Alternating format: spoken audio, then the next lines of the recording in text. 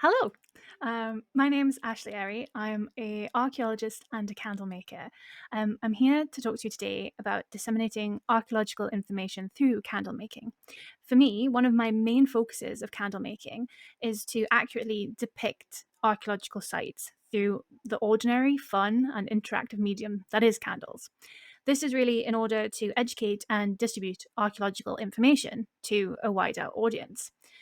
But you're looking at the title of my talk and you're thinking, well, what has candle making got to do with archaeology? Well, on the surface, relatively little. Apart from the obvious discussions around history and archaeological evidence of candle making, it's likely that candle making, let alone using it as a medium for expressing archaeological thought, hasn't really crossed your mind.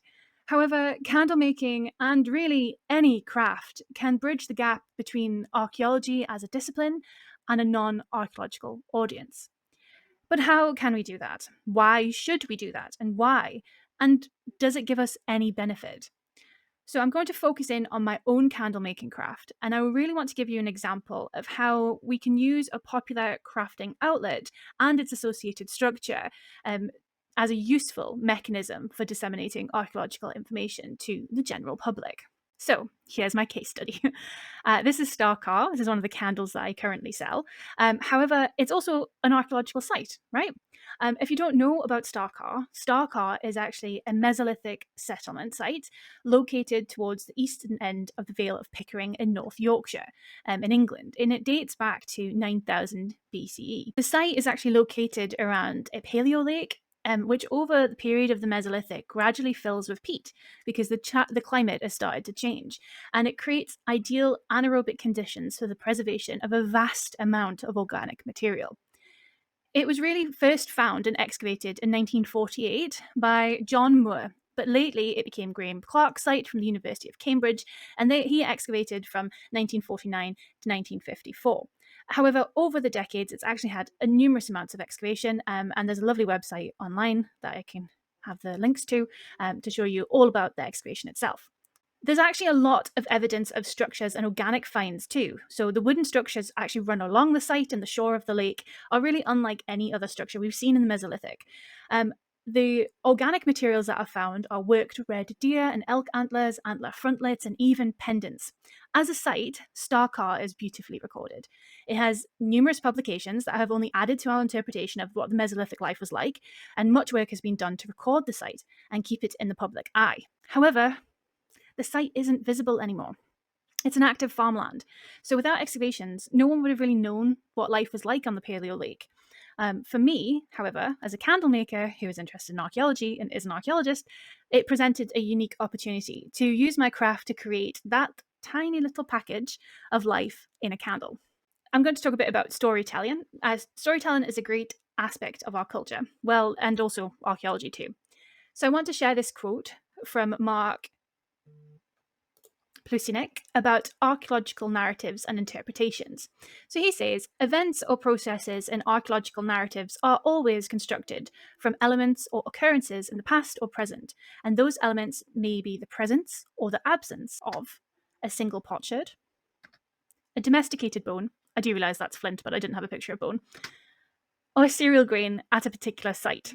So, if we look at archaeology as a constructed interpretation of sites from the evidence that we've collected via environmental samples, site drawings, and material culture as part of a wider concept of storytelling, then that means we can unpack that site down to its core elements and then easily disperse them to a wider public. To me, that means that I can use the distilled aspects of scent and the site itself. So, what finds were there? What did the site look like? And what could it have possibly smelt like?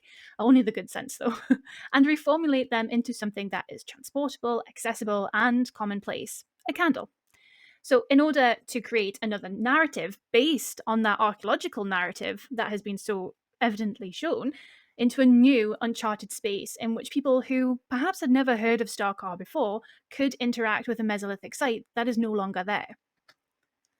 That is essentially material culture in action. So for me, the craft of candle making fits perfectly into what material culture is, a process to create an object that is active and has agency. I say this quite often, but a candle is not just a candle. Just like a book isn't just a collection of bound pages, but it's a story wrapped inside that. A candle is just the same.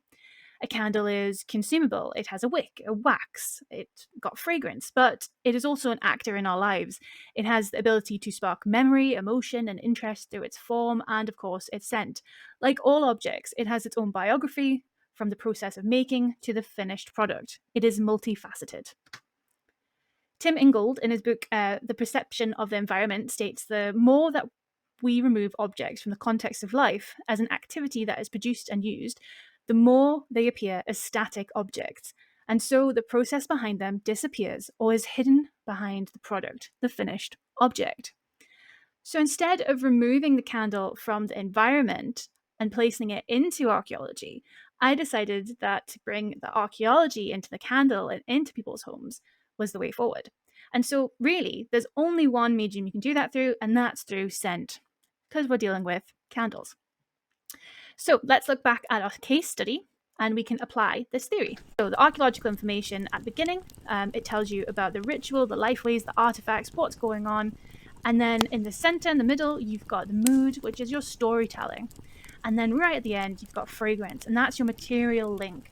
It's the scent notes right at the bottom to tell you exactly what is going into that candle.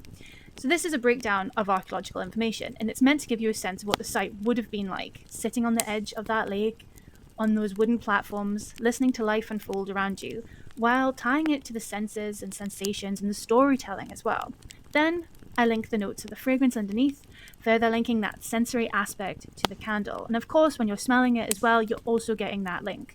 You can smell the ancient herbs, the burnt wood, and you can imagine yourself sitting on that platform. Given that Starcar is a heavily organic site, a curated sense that would present that aspect of what Mesolithic life was like. So it would also appeal to a modern audience. So this is cloves, herbs, burnt wood, moss, and a hint of nutmeg. Sometimes I have to make adjustments, and that's because some scents were in the Mesolithic are not here anymore. And also you want it to be welcoming. You don't want it to be fully accurate in some ways. This is part of candle making, really. It's about looking at the archaeological information available and applying them to a skill and a product that are typically outside of the archaeological discipline, but are still used every day in order to make sites such as Starcar more accessible to the general public, but really to a wider audience too. We know we cannot separate the site from the object, so that's what we can do to incorporate the site into everyday and a collective memory. Everyday objects are also entwined with memory for the general public. So you've got household items, although they're consciously used less for memory building, they act as part of a social memory, often shared by a small group of people, such as neighbours or families, and everyday objects have dimensions of being used in repeated enactments or bodily practices throughout which this memory or social culture is transmitted. Candles are one of those objects for two reasons: sense and story. Sense and memory are intertwined. Who doesn't remember a comforting scent from their past? It would transport you back to a time and place that nobody exists any longer. Scent is utterly immersive. So what would happen if you attach a story to a specific scent? People would remember that, and they would have similar remembrances as they encountered that scent elsewhere. Therefore, candle making as a craft has two elements of archaeological information acting within the object. One, which is more obvious than the other: representing the archaeological site, displaying archaeological information in an easily packaged everyday object, which most people have in their homes, allowing them to interact with that specific archaeological site in their homes, which, to be honest, I hope fosters an interest to actually go out onto sites and into a subject of archaeology. It's also really understanding material culture, the process of making, which is less obvious, but nevertheless interactive. People realize they're handmade. There's a story to it. There's an object that enacts agency without me, its maker, being there once it's gone into the hands of a customer. However, there's one larger consideration to be had when speaking about disseminating archaeological information through craft, and really that's retail. Retail outlets allow crafting archaeologists to reach a wider audience, one that perhaps has little interaction with the archaeological world. And ultimately, this is what community engagement is all about: finding alternative avenues to communicate archaeological methods, theories, and interests. There is a lot of scope in the future to combine craft and archaeological science communication to reach a wider, varied audience. But for now, through my candles, at least I can take a bit of kindling from my own hearth and give it to you to enjoy in your home.